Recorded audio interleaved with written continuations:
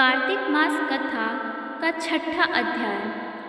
कार्तिक मास व्रत कथा के छठे अध्याय में भगवान विष्णु ने जहाँ जहाँ अपने चरण रखे वहाँ पर ऋषि वेद यज्ञों के सहित समस्त देवता मेरी रक्षा करते हैं।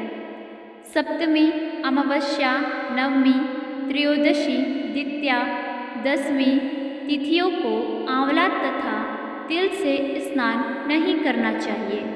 यहाँ विस्तार से पढ़ें कार्तिक व्रत कथा का छठा अध्याय, जिसके सुनने से सब पाप नाश हो जाए।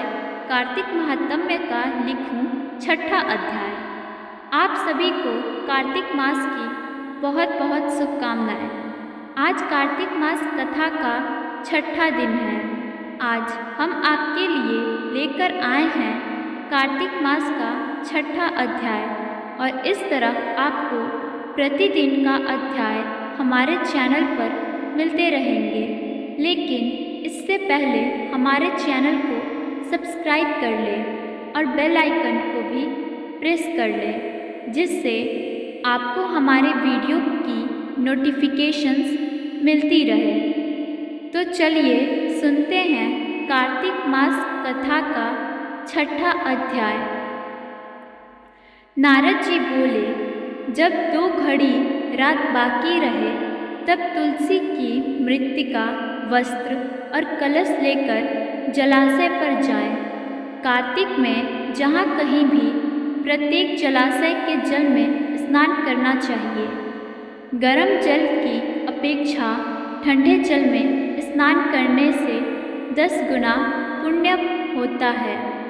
उससे 100 गुना पुण्य बाहरी कुएं के जल में स्नान करने से होता है। उससे अधिक पुण्य बावड़ी में और उससे भी अधिक पुण्य पोखर में स्नान करने से होता है। उससे 10 गुना झरनों में और उससे भी अधिक पुण्य कार्तिक में नदी स्नान करने से होता है।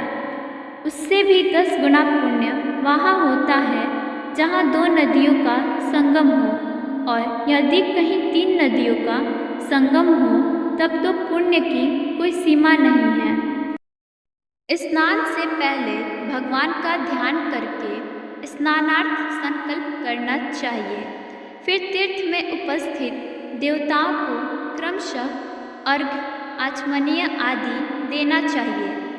अर्घ्य मंत्र इस प्रकार है। हे कमलनाथ, आपको नमस्कार है। हे जलाशयी भगवान, आपको प्रणाम है। हे ऋषिकेश, आपको नमस्कार है। मेरे दिए अर्घ्य को आप ग्रहण करें। वैकुंठ, प्रयाग तथा बद्रिकाश्रम में जहाँ कहीं भगवान विष्णु गए वहाँ उन्होंने 3 प्रकार से अपना पाँव रखा था।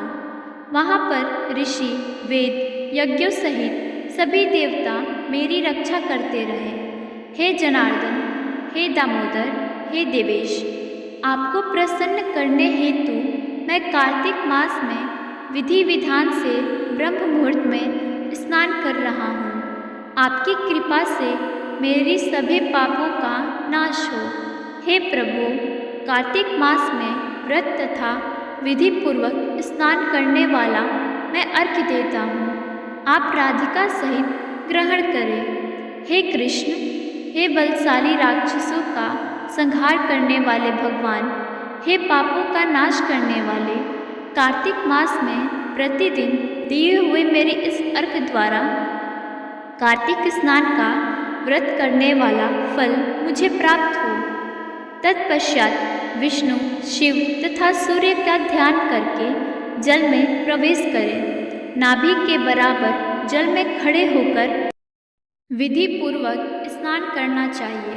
गृहस्थी को तिल और आंवले का चूर्ण लगाकर तथा विधवा स्त्री व यति को तुलसी की जड़ की मिट्टी लगाकर स्नान करना चाहिए। सप्तमी, अमावस्या, नवमी, त्रयोदशी, द्वितीया, दसवीं आदि तिथियों को आंवला तथा तिल से स्नान करना वर्जित है।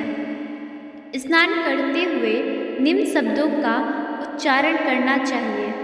जिस भक्ति भाव से भगवान ने देवताओं के कार्य के लिए 3 प्रकार का रूप धारण किया था, वही पापों का नाश करने वाले भगवान विष्णु अपनी कृपा से मुझे पवित्र बनाए। जो अमनुष्य भगवान विष्णु की आज्ञा से कार्तिक व्रत करता है, उसके इंद्रादि सभी देवता रक्षा करते हैं, इसलिए वह मुझको पवित्र करें। बीजों, रहस्यों तथा यज्ञों सहित वेदों के मंत्र कश्यप आदि ऋषि इंद्रादि देवता मुझे पवित्र करें।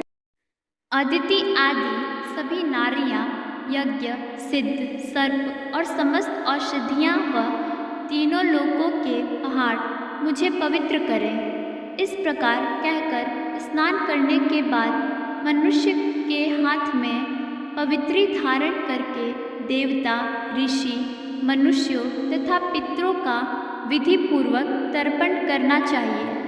तर्पण करते समय तर्पण में जितने तिल रहते हैं, उतने वर्ष प्रयत्न व्रती के पितृगण स्वर्ग में वास करते हैं। उसके बाद व्रती को जल से निकलकर शुद्ध वस्त्र धारण करना चाहिए।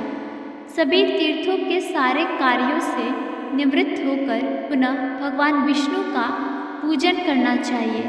सभी तीर्थों के सारे देवताओं का स्मरण करके भक्ति पूर्वक सावधान होकर चंदन, फूल और फलों के साथ भगवान विष्णु को फिर से अर्घ्य देना चाहिए। अर्घ्य के मंत्र का अर्थ इस प्रकार है। मैंने पवित्र कार्तिक मास में स्नान किया है। हे विष्णु, राधा के साथ आप मेरे दिए अर्घ्य को अर्पण करें। तत्पश्चात चंदन, फूल और तांबूल आदि से वेद पाठी ब्राह्मणों का श्रद्धापूर्वक पूजन करें और बारंबार नमस्कार करें।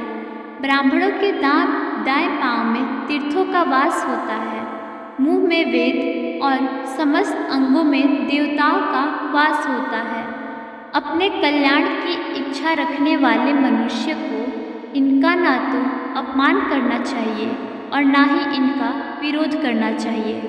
फिर एकाग्रचित होकर भगवान विष्णु की प्रिय तुलसी जी की पूजा करनी चाहिए।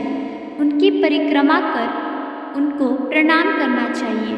हे देवी, हे तुलसी, देवताओं ने ही प्राचीन काल से तुम्हारा निर्माण किया है और ऋषियों ने तुम्हारी पूजा की है।